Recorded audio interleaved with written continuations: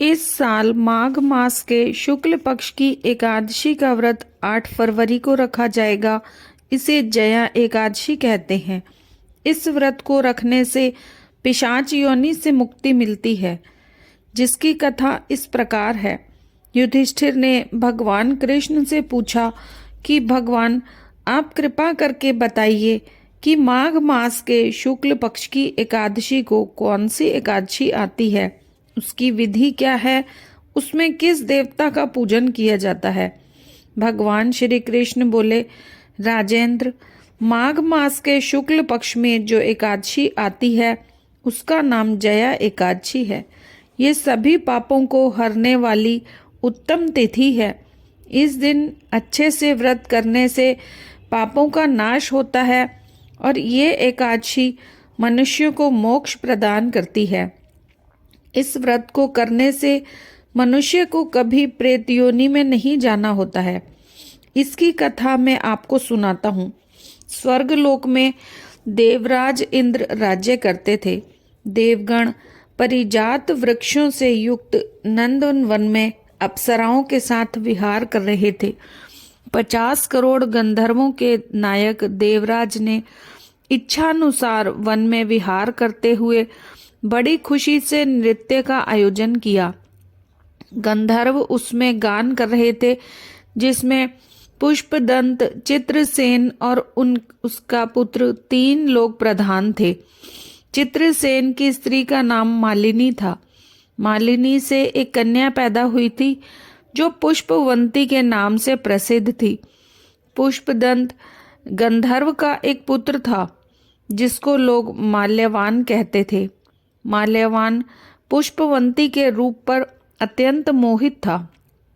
ये दोनों भी इंद्र के संतोषार्थ नृत्य करने के लिए आए थे।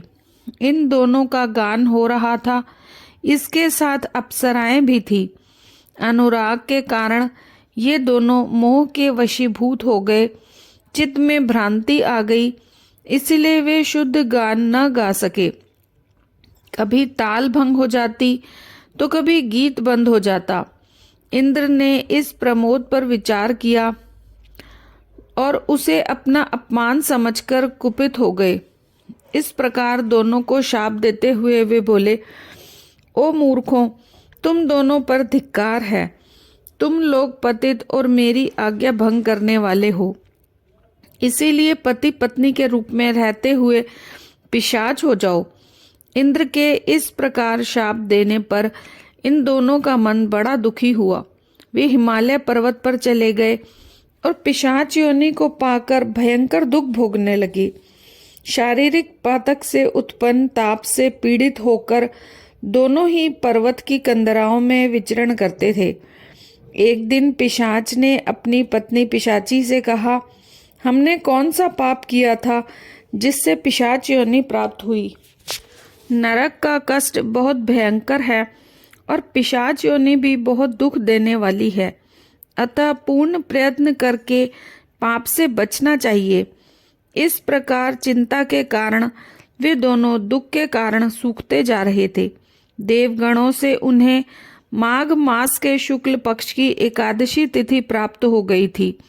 जया एकादशी नाम से विख्यात वह तिथियों से उत्तम है। उस दिन उन दोनों ने सब आहार त्याग दिए। उन्होंने जलपान भी नहीं किया, किसी जीव की हिंसा नहीं की, यहाँ तक कि खाने के लिए फल भी नहीं काटा। दुखी होकर वे पीपल के पेड़ के पास बैठ गए। सूर्यास्त हो गया। उनके प्राण हर लेने वाली भयंकर रात्रि उपस्थित हुई। उन्हें नींद नहीं आई। वे रति या कोई और सुख भी पा नहीं सके। सूर्योदय हुआ। द्वादशी का दिन आया। इस प्रकार उस पिशाच दंपत्ति के द्वारा जया के उत्तम व्रत का पालन हो गया। उन्होंने रात में जागरण भी किया। उस व्रत के प्रभाव से तथा भगवान विष्णु की शक्ति से उन दोनों का पिशाचत्य दूर हो गया। पुष्पवंती और माल्यवान अपने पूर्व रूप में आ गए। उनके दिल में वही पुराना स्नेह उमड़ रहा था। उनके शरीर पर पहले जैसा अलंकार शोभा पा रहे थे। इन दोनों मनोहर रूप धारण कर विमान में बैठे और स्वर्ग लोक चले गए। वहां देवराज इंद्र के सामने जाकर दोनों ने बड़ी प्रसन्नता के साथ उन्हें प्रणाम किया। उन्हें उस रूप में देख इंद्र को बड़ा आश्चर्य हुआ। उन्होंने पूछा, बताओ किस पुण्य के प्रभाव से तुम दोनों का पिशाचत्य दूर हुआ है? तुम मेरे श्राप को प्राप्त हो चुके थे, फिर किस देवता ने तुम्हें इससे छुटकारा दिलाया? माल्यवान बोला, स्वामिन, भगवान वासुदेव की कृपा और जया एकादशी के व्रत के प्रभाव से हम पिशाच योनि से मुक्त हुए। भगवान श्री कृष्ण कहते हैं कि राजन, इस कारण एकादशी का व्रत करना चाहिए। नृपश्रेष्ठ, जया एकादशी ब्रह्म हत्या का भी पाप दूर करने वाली है। जिसने जया एकादशी का व्रत कर लिया, उसने सभी प्रकार के दान दे दिए और सभी प्रकार के यज्ञों का अनुष्ठान कर लिया। इस महात्म्य के पढ़ने और सुनने से अग्नि दोष यज्ञ का फल मिलता है।